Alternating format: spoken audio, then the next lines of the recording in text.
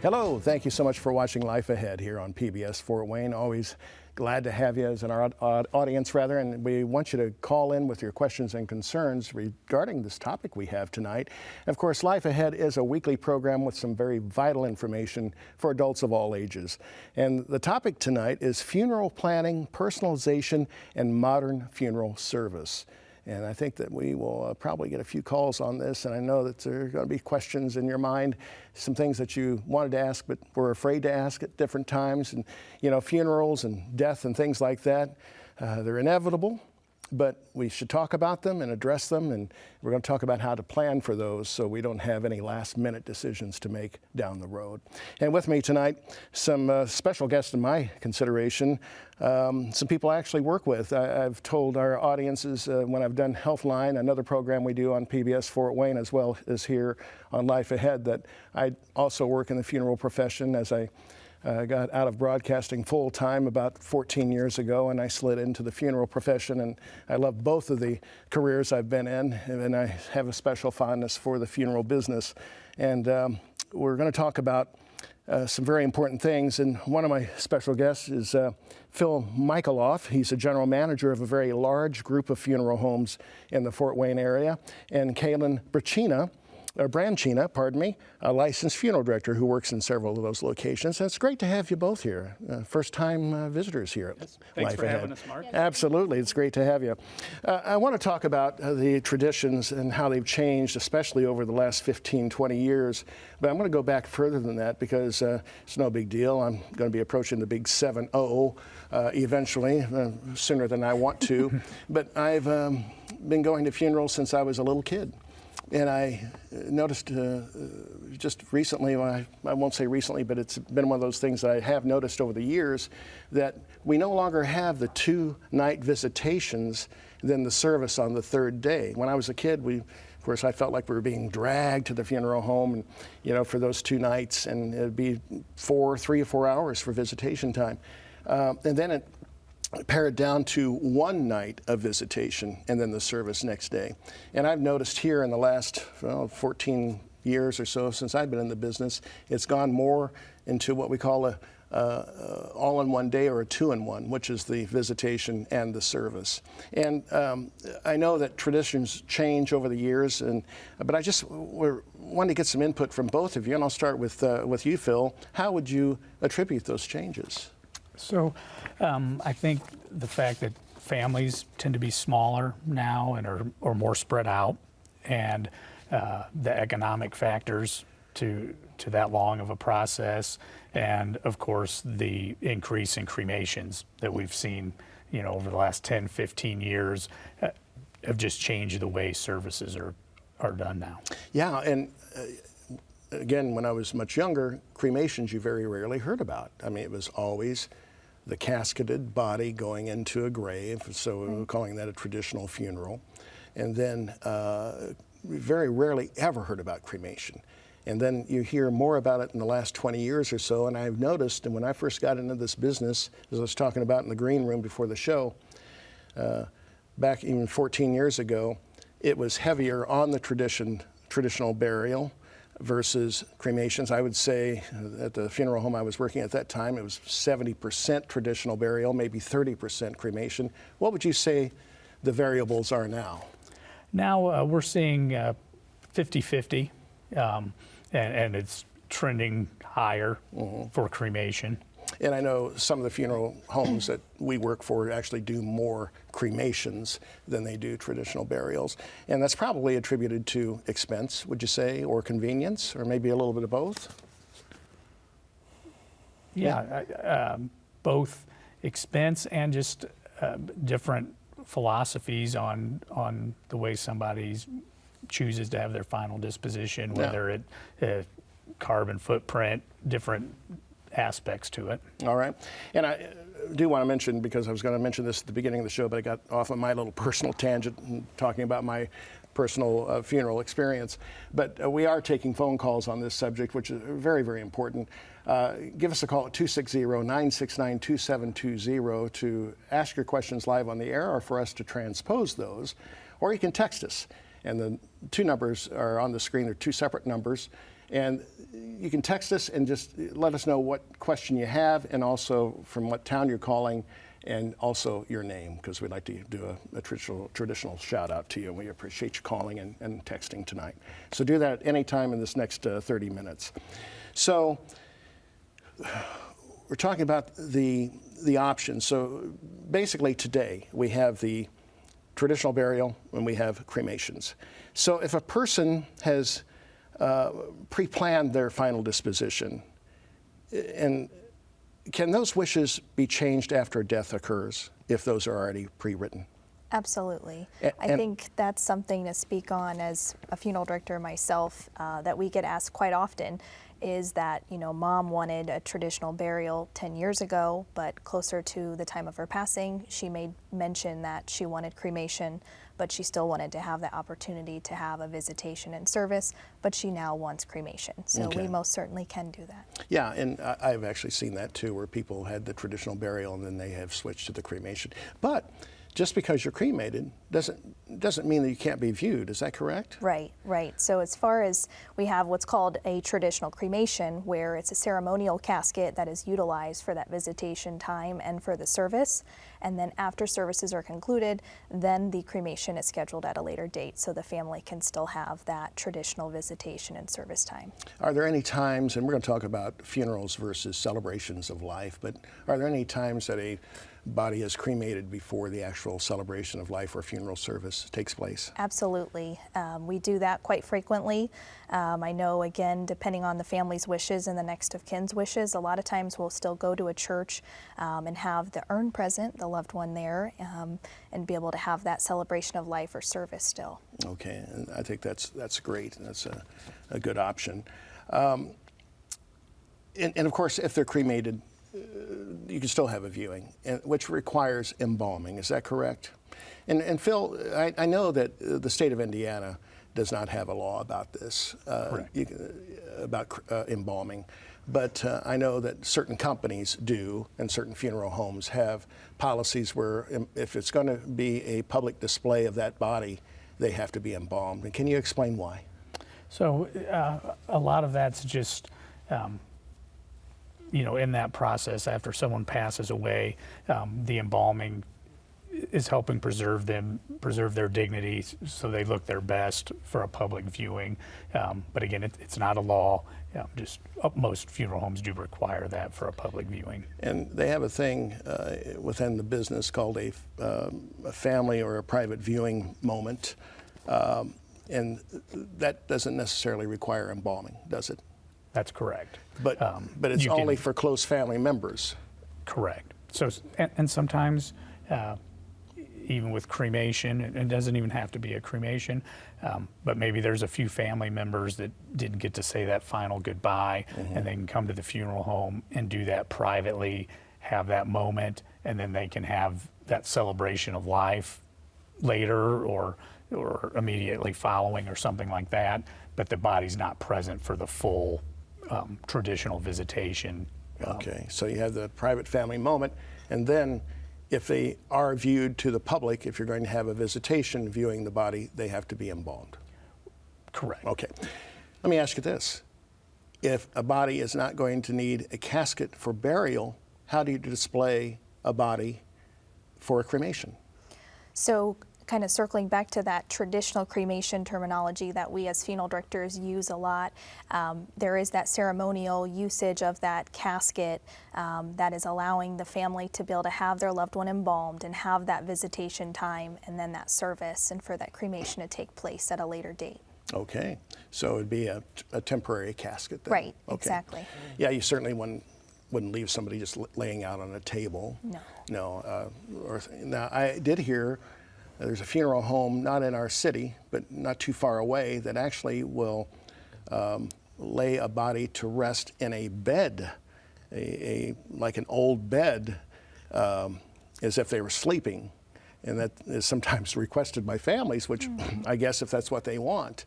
But instead of being in a casket, they're actually laying in a bed. So it just depends. I think different funeral homes and different companies have their own ways of doing things. But I thought that was very interesting. We do have our Another one question coming in, at least for now. It's Jerry from Bluffton. We thank you very much for your call. He's actually calling offline. Would actually ask us to read his question on the air. He's saying, what are the odds of chemical cremation becoming legal in Indiana? And I wonder if he's talking about aquamation? Yeah, the hydrolysis, yes, process, which it's been brought to the state legislators, and it's being talked about, it's being considered, and so I think it's a high probability that it will be coming to Indiana.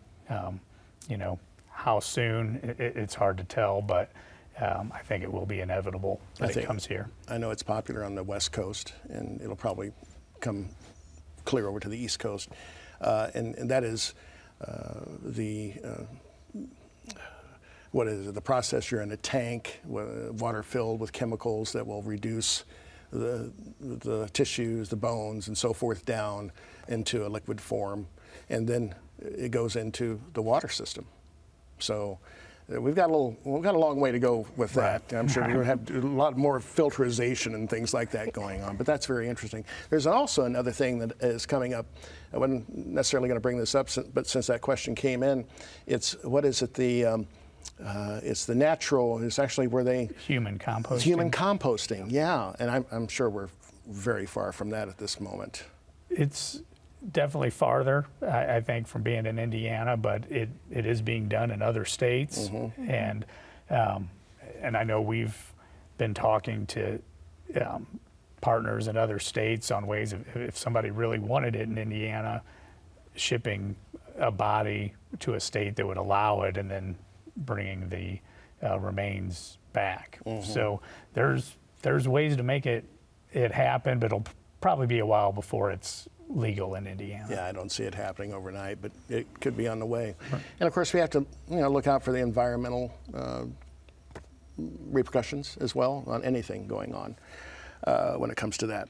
So I know the answer to this because I am a life celebrant for our company, but I'd like for you both chime in on this, or at least Kaelin, that define the difference between a funeral service and a celebration of life.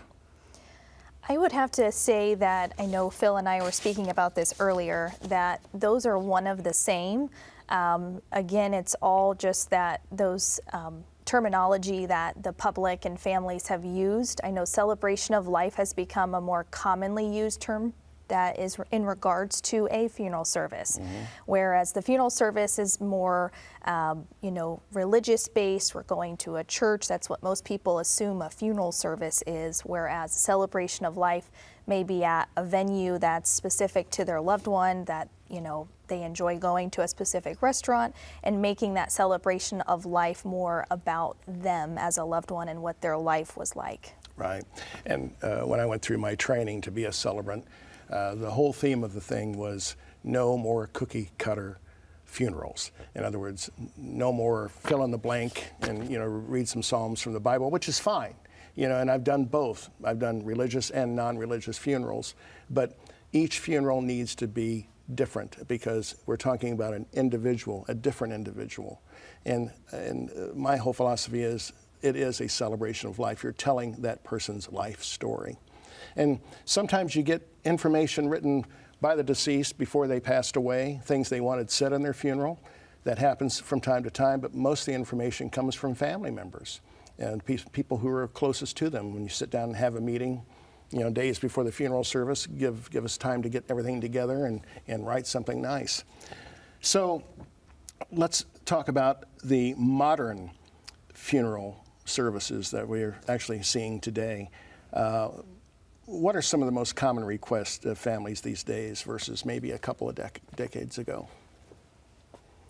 I would have to say we definitely see more of a trend towards having a type of food offerings, from more of like light snacks to something that's more tailored to the loved one's favorite type of food, whether that's barbecue, Italian, and then of course I would say the second part to that would be music, making that celebration of life, play their favorite not only genre of music, but specific songs and artists and so forth to make that room feel as if that person's really there with you. Yeah, and I know that many companies are actually doing things a little bit different. They're thinking outside the box. And I want to go, because we have approximately, 10, 12 minutes left in the program, and I want to get to this because it's very important. You brought some slides.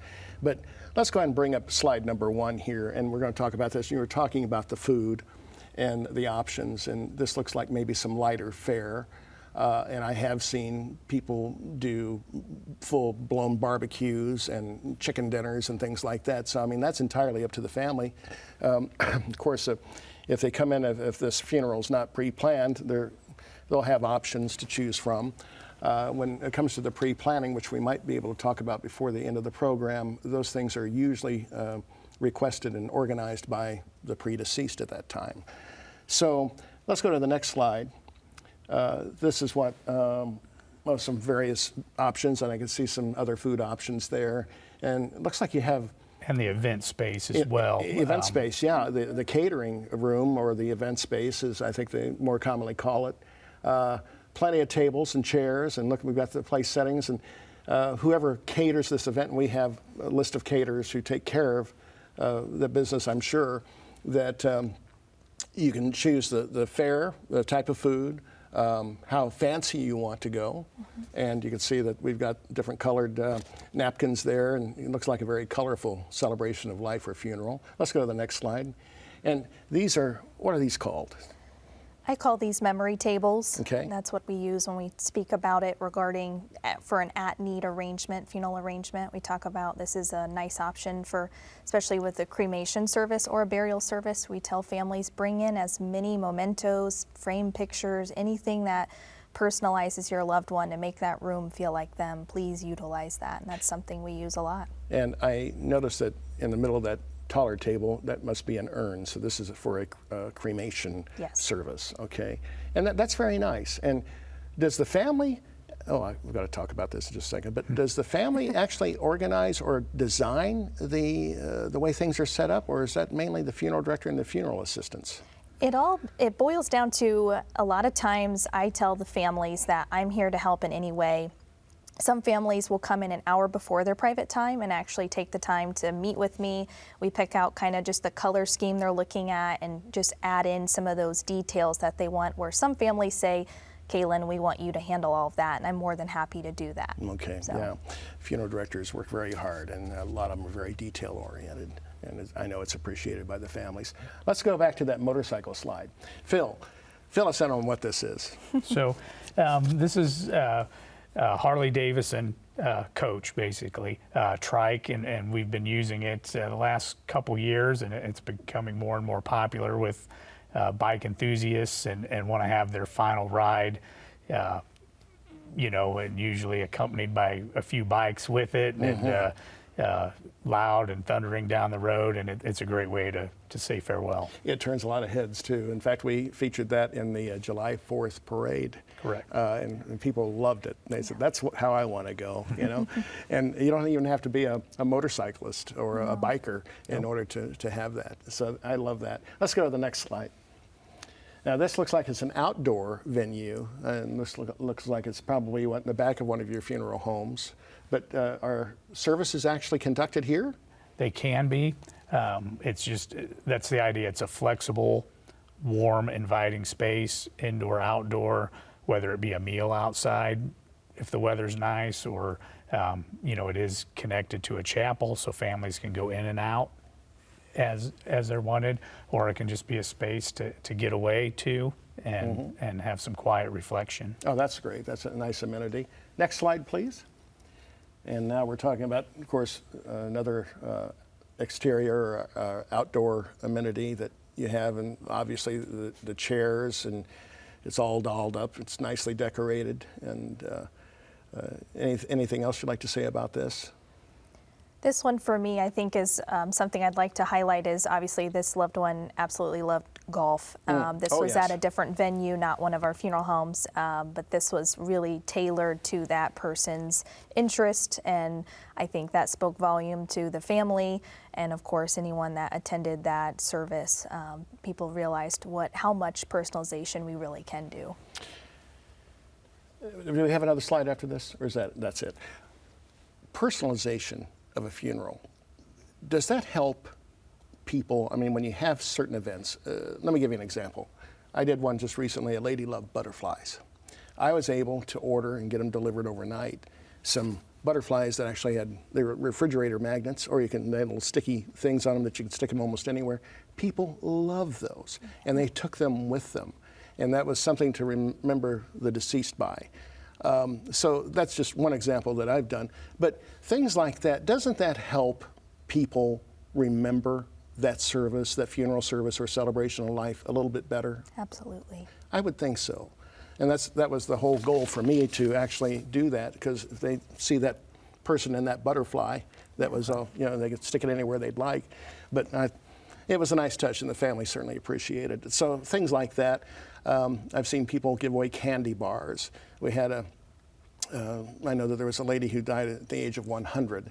And so the family brought in, I don't know where they got them because I haven't seen them on the shelves at any candy stores or any drug stores, but the 100 grand candy bar, Yeah. the big ones, they gave away everybody at that service one as they left. So I thought, just little touches like that, those mean a lot. It doesn't require a lot. No. Phil, I want to ask you, discuss the importance of pre-planning a funeral. I mean, what are the benefits, and who needs to be a part of this conversation? So first off, you need to involve your family, children, spouse, all your loved ones need to know your wishes, and that helps those things get carried out. And then of course, when you pre-plan, it relieves a lot of that emotional burden and also the financial burden on those survivors. There's a lot they're going to be dealing with at the time of your passing. So having those things set in place, and also as we see this personalization and customization, talking to your family about that ahead of time makes it a lot easier for those wishes to be carried out. Yeah. I know recently we just had one with a champagne toast, because Dad had always said, he wanted a champagne toast when he passed away, and the kids were kind of like, was he serious? And they're like, yeah. And so we did a champagne toast, and that's great. And they did that in the funeral home, is that correct? Correct. Well, I've seen that actually done at the graveside committals as well. Mm-hmm. So I think that's a great. Of course, kids can't be involved in that, No. but it's a good ritual, I think, that helps and permeate that time. And Kaelin, I'm sure there are a lot of emotions involved when planning funerals, whether they're probably not so much in the pre-planning, but at need, as you do quite a bit of, I'm sure. How do you handle that with all the emotions running well? I mean, I know you got to stay, you as the funeral director, but I'm sure, and every funeral director I've ever met have been very soft-hearted. Yes. How do you ride that line? That's something that I think every funeral director can speak on, that when you are a funeral director, you're meant to do this. It's something that, yes, staying in that professional realm, but being that shoulder to lean on and cry on, and to support them, and just know that it's okay to cry, it's okay to laugh 5 minutes later, it's okay to feel those emotions, and we'll get through this today. And I know I'm meeting you for the first time, but I'm going to be like a family member to you today. Yeah. And that comfort brings them ease during Yeah. those arrangements. And that is so very important. It really is. And I know families they need your guidance and your direction. You don't deal with death or funerals on an everyday basis. I mean, people in the funeral profession like you folks deal with it every day. So when people and families come to you, they're asking basically for your guidance. Even if they're not asking for it, they need your guidance. Yes. And I know they couldn't do it themselves, because there's a lot to it. And let me ask you this, Phil, what advice do you have for families to ensure a smooth process when planning a funeral for a loved one? On the pre-need side, obviously having those discussions and recording your wishes and making sure that those wishes get shared, and then if you're recording it in a planning guide or something like that, making sure you're letting family members know where that is, where they can find it, so they're able to bring it in at the time of need. And like I said, it's a horrible day that they're living through. Everything like that just helps make it easier to deal with it. And especially for the people who have older parents, wouldn't it be wise to sit down with them and say, Mom, Dad, let's talk about this? And even if they don't want to pay for pre-planning, which kind of locks in all the prices, so you don't have to deal with inflation down the road, but at least write your wishes down, or at least you can take notes. What do you want at your funeral? We want to make sure it's done right, and I think that if you approach it that way, when you say that you're going to get some cooperation. Absolutely. Most likely. Well, we've run out of time. We could probably sit here for another hour and a half talking about this whole subject, but we've got to go. But I do want to remind our viewers that we'll replay this program on our website at the PBS Fort Wayne website and also on YouTube. And as always, we truly appreciate your viewership and your calls and your texts. And we'll see you next week here on Life Ahead. Until then, have a great and healthy life ahead. Good night and thanks for watching.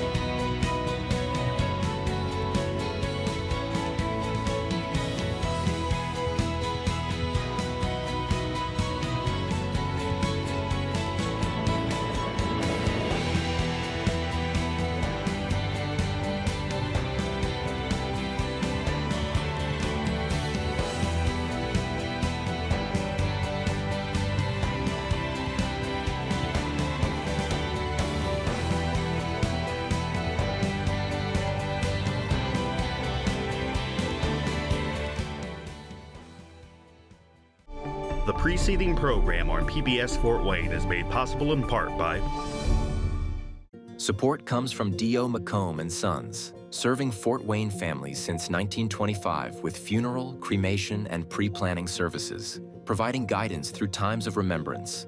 More information at dignitymemorial.com.